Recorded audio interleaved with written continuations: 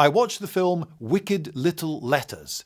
It's based on a true story that happened in the 1920s in Littlehampton, England. A woman started receiving vile, insulting letters and her foul-mouthed neighbour was arrested for the crime, despite scant hard evidence. This was a huge story at the time. It was the equivalent of the Amber Heard Johnny Depp type trial, followed by the public for ages. Yes, it captivated a whole nation, so we know that it must be interesting, because it interested an entire nation once. Well, the film didn't work for me. It was a failure of tone. Was it a drama, a comedy, or a factual reconstruction? It couldn't make its mind up, tried to be all three, and so failed at all three. The historical inaccuracies in this film are bizarre and distracting. Why did they make one of the main characters Irish? Why did they race swap three of the main characters in a very unlikely and high-profile way?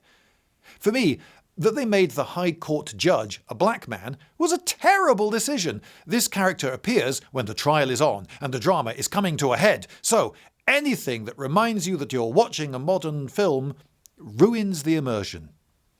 The story involves a woman police officer. These were rare in the 1920s, but the modern filmmakers had to make a much bigger deal of it than it actually was.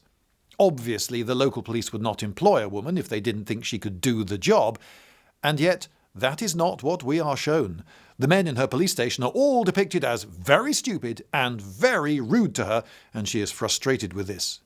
In reality, she got to ride a motorbike around for work. That must have been pretty cool, yeah, watching a woman police officer ride a motorbike in the 1920s? Clearly the police were actually happy with her. The male police characters are so heavy-handed, over-the-top panto characters that they destroy the film's attempts at drama.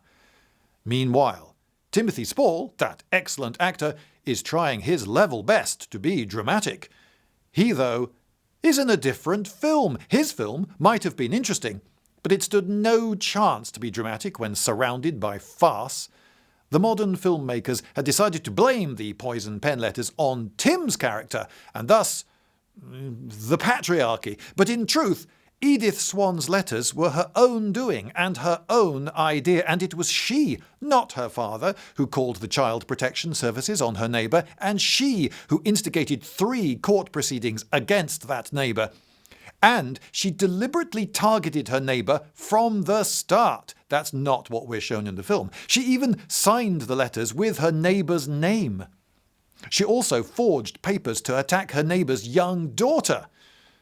They chose to leave that out of the film. Now, in real life, there were 2 of Edith's brothers living in the house with her, and she wrote letters accusing one of them of theft. She also sent a poisoned letter to her own fiancé, which was so nasty he called off the engagement. Again, missing from the film. The film casts the women as heroines and the men as villains, when actually it seems that it was much more the other way around. Now, the neighbour, Rose, in reality was married and lived with her husband, child, her sister and her sister's children. Much of the suspicion in reality was of the sister because her children were illegitimate. That's a much more interesting story, but they didn't go with that.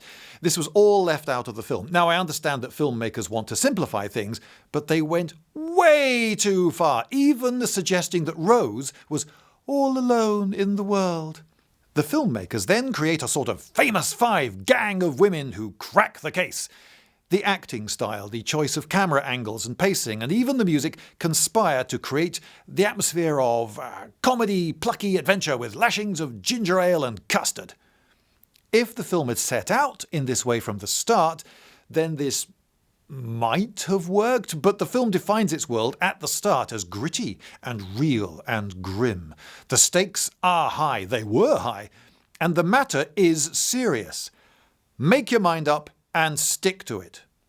Now, in order to diffuse the nastiness of the foul language of the letters, they make the famous 5 very sweary. Some people like the comedy of swearing, of course, but when these women are shockingly sweary on a crowded public bus, it strains credibility past the point at which any of the drama stood a chance. Perhaps the film could have worked as a super sweary, out-and-out comedy if it had picked that route from the outset, if the famous five had formed right at the start instead of 2/3 of the way through the film, then there wouldn't have been this massive lurching change in tone. National treasure Olivia Colman's acting in this is very over the top, even in the dramatic parts. Her face jumps around between the emotions required to get meaning across. And she never does this subtly. A bit more stone face might have helped to keep the mystery alive, the meaning ambiguous, and the realism up. Had her face in reality been so obvious, she would never have fooled anyone for an instant, let alone an entire community, her own family, and the courts.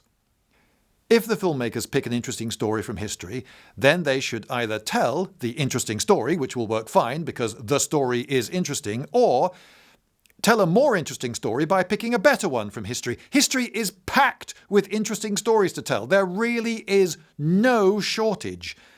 The possible route is to pick an interesting historical setting for a story and then make it clear to the audience that it is not to be taken seriously, and then they can create a world of possibly comical fiction. History deserves better treatment by cinema than this.